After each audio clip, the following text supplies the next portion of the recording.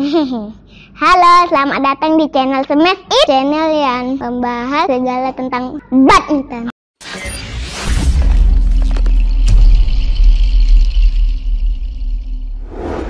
Pada video kali ini saya akan mengulas raket Yonex, yaitu raket Astrock 22. Ini Astrock 22 yang pernah diklaim oleh Yonex merupakan salah satu raket teringan dari seri-seri raket keluaran Yonex. Walaupun pada saat ini tahun 2020 ini sudah tergeser oleh salah satu seri yang lain, Astrock 00. Itu diklaim lebih ringan dari Astrock 22. Akan tetapi dari segi harga, karena ini lebih miring, lebih terjangkau daripada Astrock 00, jadi recommended untuk kita review.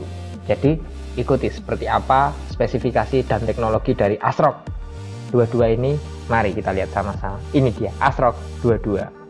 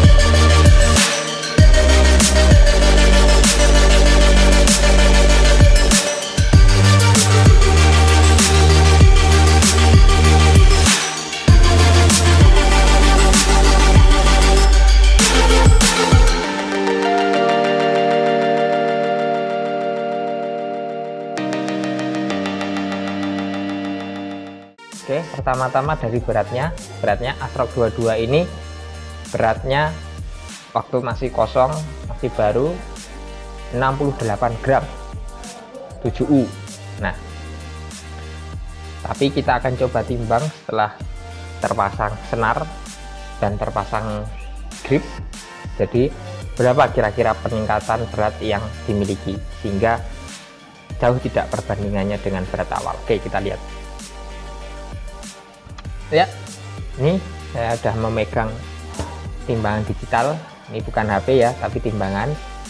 Nah, kita akan coba sama-sama lihat jadi berapa nih beratnya kalau udah terpasang grip dan senar. Nih, kita coba ya.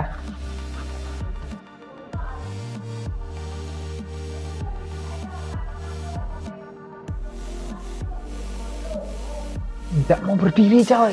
Nah, oke. Setelah terpasang senar dan grip, ini jadi berat totalnya 79 gram. Jadi peningkatannya 10 gram ya, sekitar 10 gram itu dari beratnya. Tapi tetap worth it dong. Kenapa? Karena untuk raket yang golongan 4U, 3U yang sekitar 85 sampai 88 gram, andai kata kita asumsikan sama atau kita generalisasikan, maka penambahan 10 gram itu juga berlaku pada raket-raket yang lain.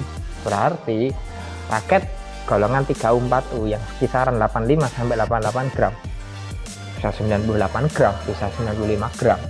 Berarti ini tetap Astrock 22 di golongan raket yang ringan. Nah, itu. Selanjutnya dari balance point dari Astrock 22 ini adalah 304 mm. Ini masuk kategori head heavy, tetapi ada yang unik. Apa? Saya secara feeling ini saya kok merasakan ini head lag ya, enggak head heavy, karena 304 itu seharusnya cukup heavy, artinya cukup memberi beban di bagian frame raket. Tapi ini kok rasanya mungkin mungkin ini juga karena faktor raket yang TPU ya. Jadi berat grip ini mampu menyeimbangkan sehingga kesannya kok balance, walaupun dari Yonex-nya sendiri mengklaim ini memiliki balance point 304 yang termasuk kategori head heavy. Oke, selanjutnya dari max tensionnya. Nah, tarikan maksimal dari raket Astrock 22 ini adalah 28 lbs.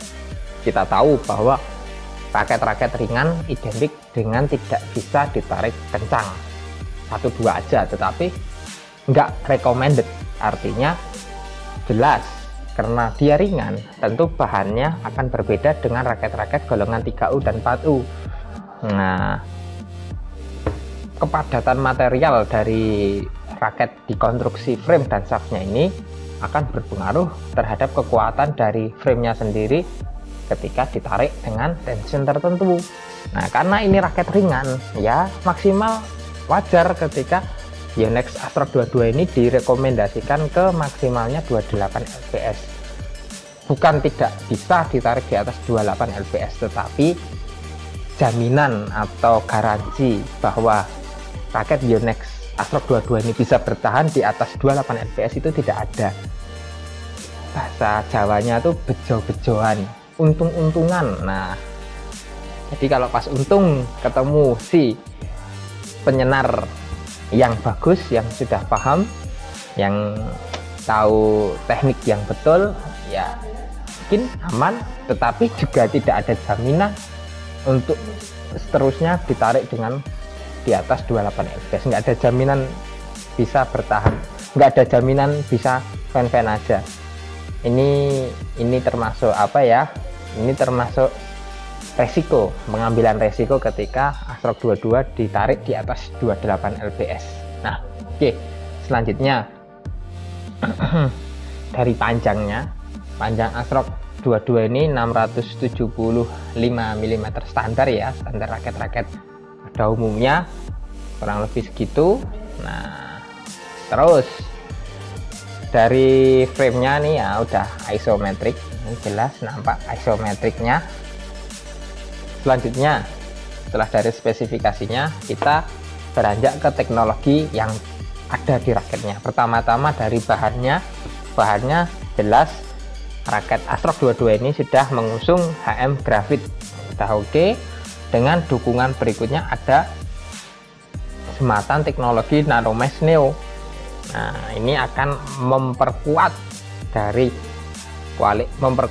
kualitas frame dan shaft Yonex Astrock 22 ini. Oke. Selanjutnya juga yang selalu saya bilang bahwa di tipe Astrock itu pasti disematkan teknologi RGS, Rotation Generator System. Nah, ini yang membuat kenapa alasan raket dari Astrock ini cukup stabil ya, karena ada teknologi Rotation Generator System, penyaluran berat ke semua bagian dari raket ini. Ini membuat raket relatif lebih stabil. Oke, selanjutnya di sini ada teknologi Energy Boost Cap. Nah, ini hampir mirip dengan teknologi dari Astrock 100ZZ, ada Power Boost Cap, tetapi lengkungan U-nya ini tidak sedalam dari Astrock 100ZZ. Kenapa? Karena ya kita tahu bahwa fungsinya berbeda. Untuk 100ZZ lengkungan U yang agak dalam, agak ke bawah itu akan mampu menunjang fleksibilitas dari raket ketika digunakan untuk menyerang, terutama untuk nyemes. Tetapi untuk Astrock 22 ini energi boost cap, power boost cap-nya ini U-nya tidak terlalu ke dalam, karena si raket Astrock 22 ini lebih ke tipe kontrol, ke tipe swing. Lagi pula shaftnya yang cukup stiff kan membuat tidak terlalu membutuhkan U yang terlalu ke dalam. Nah, itu untuk yang lebih ke flex ya. Nah, itu kan kaitannya dengan kelenturan. tapi tetap digunakan power boost cap ini untuk apa? Untuk menjaga kestabilitas raket ketika digunakan dalam permainan cepat, terutama drive. Nih, nah ya, digunakan seperti itu. Oke, untuk warnanya, untuk grommetnya sendiri ini sudah 76 grommetnya, lubang intinya ya, artinya sudah mengusung teknologi modern pada saat ini. Nah, untuk warnanya ini termasuk warna keluaran terbaru ya, jadi ada magentanya, perpaduan antara hitam, black dan magenta, jadi menambah kesan eleganitas dari raket Astrox 22 ini. Untuk keperluan penggunaan bola cepat seperti drive atau bola-bola drop shot atau bola-bola net defense ini worth it. Artinya swing speed, artinya ringannya raket ini akan menunjang swing speed yang cepat pula. Untuk defense saya biasa terbantu sekali ketika bola-bola tanggung itu masih terkadang terselamatkan dengan swing speed yang cepat. Nah, akan tetapi untuk counter ini agak kewalahan. Kenapa? Karena ringannya raket akan membuat kita harus mengeluarkan tenaga yang ekstra ketika menyemes. Oleh karena itu sering saya merasa agak sedikit ampang ketika menggunakan Astrox 22 ini untuk menyerang, terutama bola-bola smash itu rasanya kurang maksimal. Nah, oleh karena itu saya cenderung menggunakan Astrox 22 ini ketika sedang berhadapan dengan lawan yang tipikalnya drive atau yang menyerang. Kebetulan mungkin juga dalam tekanan, sehingga saya menggunakan raket ini untuk cenderung bertahan atau beradu drive. Bahkan sesekali juga untuk di depan untuk beradu net ini juga sangat-sangat worth it. Kenapa? Karena feel-nya dapat sekali. Ini ringan sekali raketnya, feel-nya dapat. Ditambah saya gunakan senar Aerobet Boost yang tipikalnya kontrol. Nah, itu akan menambah feeling ketika sedang beradu drive atau beradu netting. Nah, itu. Jadi, sekali lagi, recommended untuk kalian yang tipe playmaker, tipe kontrol, tipe hard feeling. Nah, tipe swing speed ini sangat-sangat cocok. Bahkan saya sangat merekomendasikan sekali. Swing speednya bukan main-main ini. Ya, oke. Jadi, oh ya, satu lagi, ini made in Taiwan ya, untuk seri Astrox 22 ini made in Taiwan. Made in Taiwan ya, ini SP, kodenya SP Ori.